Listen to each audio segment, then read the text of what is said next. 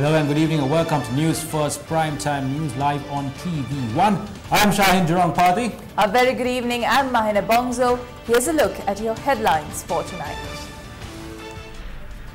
Today marks the 4th year since the infamous bond scam. ඒ මිනිස්සුන්ට දඬුවම් දෙන්න හම්බෙන්නේ නැහැ. ඒ මිනිස්සු ආණ්ඩු කරනකොට කොහොමද දඬුවම් දෙන්නේ? ඒගොල්ලෝ නැති ආණ්ඩුවක් එන්න ඕනේ. Pakistan shoots down 2 Indian aircraft over Kashmir. State sector employees protest against salary anomalies. US President Donald Trump and North Korean leader Kim Jong-un meet in Hanoi.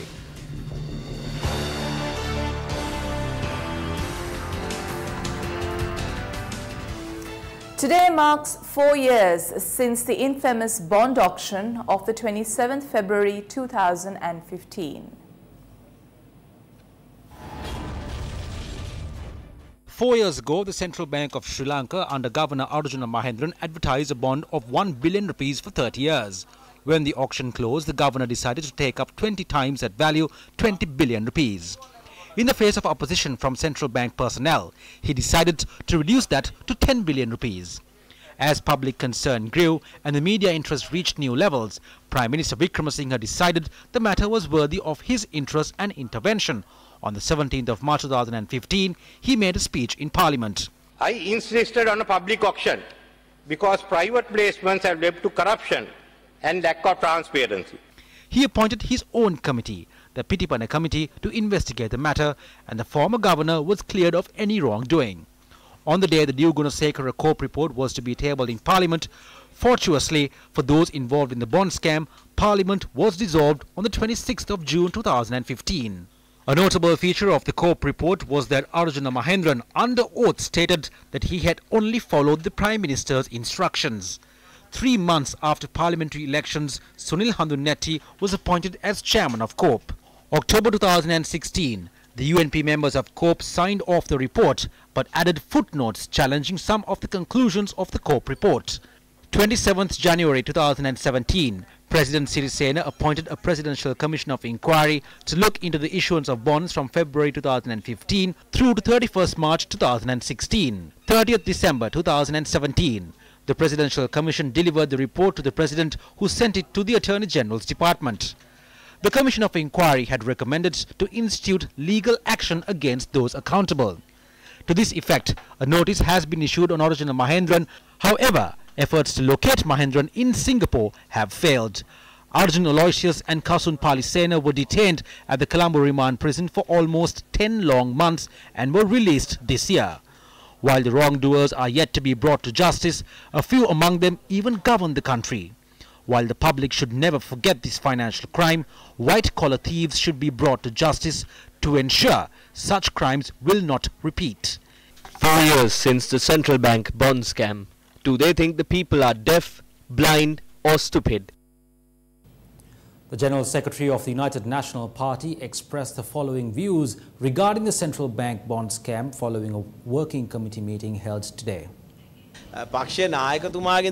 Starting from the party leader, evidence has been given and this matter has been rectified. In short, no individual has been identified as a perpetrator. We can clearly see what was the program conducted with regard to the central bank. If this has been the situation, after so many years, some form of punishment has to be executed. Even a former MP who was accused in this regard has requested that action be taken against this matter. However, no action has been taken. The General Secretary of the United National Party speaks of punishment and perpetrators. However, does his statement not reflect accusations of defrauding public funds? A forensic audit is yet to be conducted on the first central bank bond scam, while no steps have been taken to investigate the second bond scam. The reflection and echo of the central bank bond scam, Arjuna Mahendran, is yet to be brought before the law. Does the view of this amateur General Secretary seem to adapt an oblivious approach? President Maithripala Sirisena spoke about the central bank treasury bond scam at an event at the Auditor General's Department. The robbery of the central bank is like a massive garbage dump. It is a bigger garbage dump than the Kolonnawa garbage dump. And as the government at the time, we had to carry the weight of it.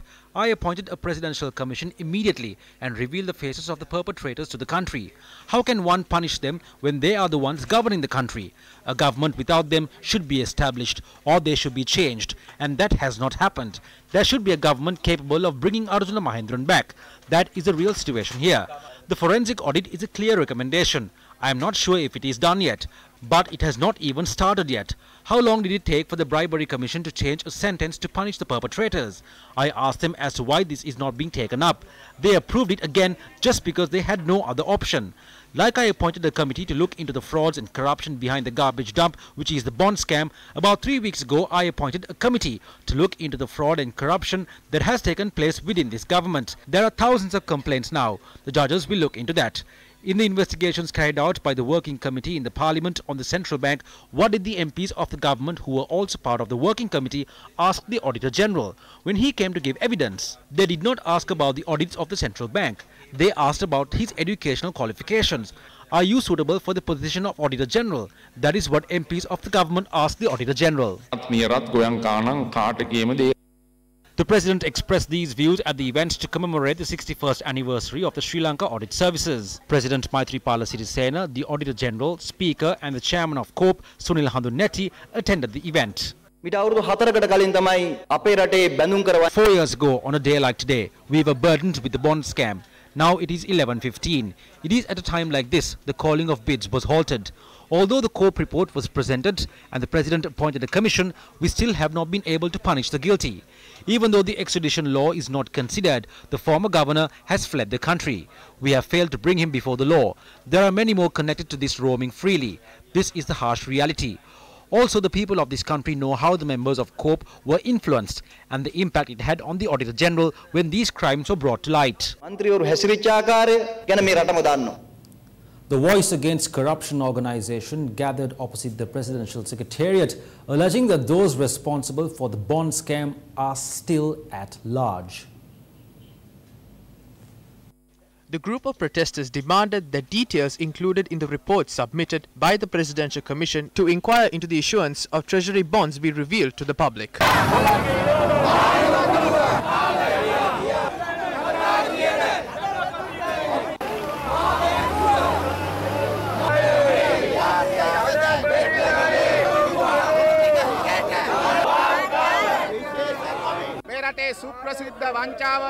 It has been 4 years since the infamous central bank bond scam took place. It has been a year and 2 months since the report was prepared by the Presidential Commission. However, Ranil Wickremesinghe, who was involved in the scam, still remains as the Prime Minister of our country. MP Sujiva Senasinghe, who wrote a book claiming that it was not a scam, is a non-cabinet minister in the present government. We came here to ask the President for the list of names to whom funds worth 1,196 million rupees were distributed through an account that belonged to W.M. Mendes and Company. Aloysius distributed 3,250 million from 26 accounts, and the President has information regarding this matter as well. It's all included in the report submitted by the Bond Commission. This is the opportunity for the President to fulfill his duties towards the general public. Reveal the Bond Commission report without any omissions or missing pages as soon as possible. The governments of Sri Lanka and Singapore have begun discussions. Arjuna Mahendran is currently in Singapore, so steps must be taken to bring him back to Sri Lanka through these discussions. Ranil Wickremesinghe has no shame. If he did, he would not continue to remain in the position of Prime Minister.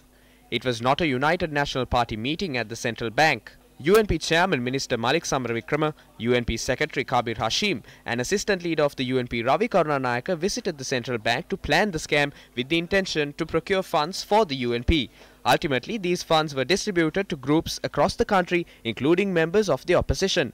All of these names are included in the report submitted by the Bond Commission, which is currently in the possession of the President.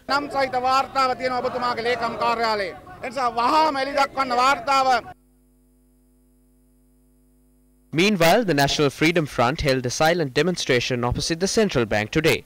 The protest was staged, alleging that those responsible for the bond scam are still at large.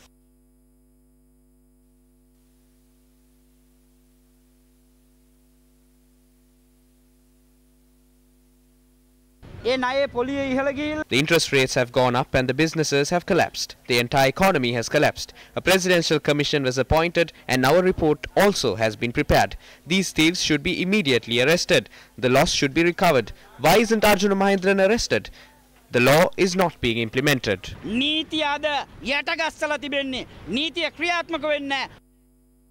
Speaking on our Newsline program today, former Minister D.E.W. Gunasekara and senior retired banker Rusiripala Thenakun expressed the following views. Why is the Prime Minister not so quick in asking his Attorney General to institute legal action against Arjuna Mahindran? For the last 4 years, now I am convinced more than anyone else that the Prime Minister had been deliberately attempting to disrupt the investigation, conceal the investigation, or torpedo the investigation. And yet, continues to do it. From the beginning to the end, to date, he knows what has happened. He knew what was going to happen. He knew what exactly happened. He knew how to cover it up. So if you say he did not know, he only made it known to the country that the rest in the parliament did not know. Addressing a media briefing at the office of the opposition leader today, UPFA parliamentarian Mahindananda Aluthgamage shared his views on the bond scam. The country has incurred a loss of 1,000 billion rupees from the bond scam as of now. It has been 4 years since the elephants robbed the central bank, and the loss is 1 trillion rupees. 4 years have gone by and not a single court case has been filed. Cases are filed against the members of the opposition for 15,000 and 10,000 rupees. On the 26th of October, Vasudeva Nanayakkara filed a complaint to the Bribery Commission regarding this. A complaint has been filed to the CID as well.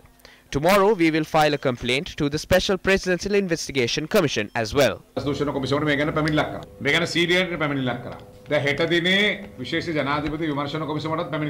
Several protests took place today. The march organized by the Joint Unemployed Graduates Union commenced this morning from the Golfways Green. As a result of the protest, police took steps to close down Ceramic Junction and Golfways roundabout for nearly 2 hours. The protesters marched towards the Presidential Secretariat but were obstructed by the police barriers.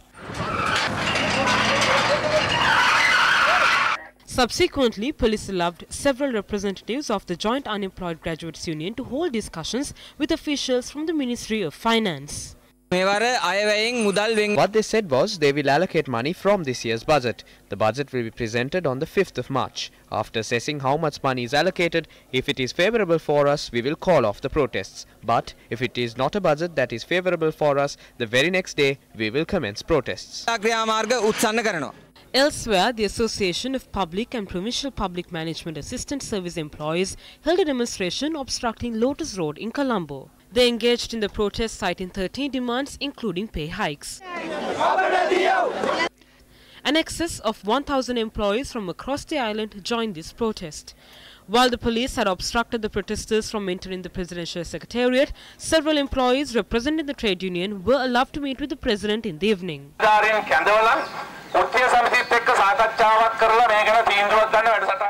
Later, the officials arrived at Temple Trees. The coordinating secretary of the Prime Minister provided us with this written agreement. While we commend the President and Prime Minister for their prompt intervention into this matter, we hope our demands are met during the next 2 to 3 weeks. If not, we will continue the struggle. Meanwhile, the Government Executive Officers Association says the token strike currently being carried out by them has crippled the day-to-day activities of many ministries and state departments. They engaged in this strike opposing the pay hike given only to legal officers. The association added that this token strike is a result of the failed negotiations between them and Prime Minister Ranil Wickremesinghe, which took place yesterday. 15 trade unions, including the Sri Lanka Administrative Services Association, are taking part in this token strike, and several demonstrations were organized in line with this strike at several places including Galle, Kandy and Kurunegala. We have ensured that by the end of this government's tenure, all state sector employees' salaries will be doubled. Against such a backdrop, they have engaged in protests due to various political reasons. We say this strike is unfair and it is one which is being carried out to the saying of rival politicians. Therefore, we kindly request everyone to report to work. අපි කියනවා කරුණාකරලා වැට්ට වාර්තා කරන්න. The National Movement for Consumer Rights Protection has requested the President to remove Minister Patali Champika Ranawaka from the committee, which was appointed by the President to look into the tender process regarding the proposed natural power plant located in Kerawalapitia. In a letter addressed to the President, the National Movement claims that the appointment of Minister Patali Champika Ranawaka has threatened the independence of the committee.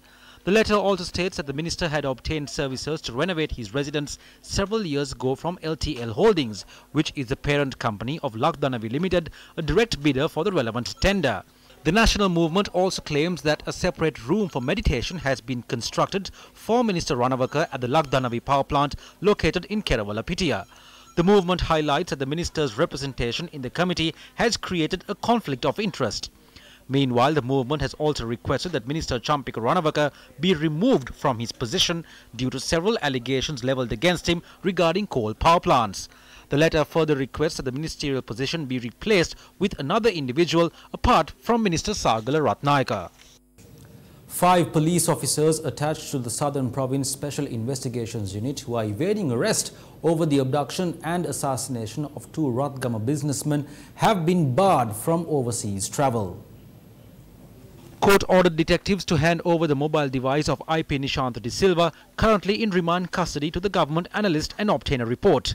Police media spokesperson SP Ruan Gunasekara said court ordered for the blood samples obtained from the Akmi Mana house where the businessmen were said to have been killed and other pieces of evidence to the government analyst for a report. The IP and the Deputy IP of the Southern Provincial Special Investigations Unit have been ordered to be remanded until the 13th of next month. The suspects were produced before the Galle Magistrates Court today. The Criminal Investigations Department requested court to hold an identification parade in order to identify the second suspect. The lawyers representing the aggrieved party responded to this request, stating that there is no need for an identification parade as the pictures and information of the victims are already being circulated on print and social media. The magistrate, however, ordered for an identification parade to be held. Despite the second suspect being produced for an identification parade after court was adjourned for 15 minutes, the witnesses were unable to identify him. Therefore, the magistrate postponed the court hearing to the 13th. He ordered the IP to be transferred to the Booster prison and that the deputy IP be transferred to the Kaluthara prison. When the suspects were boarding the prison bus, this was how the relatives of the victims protested.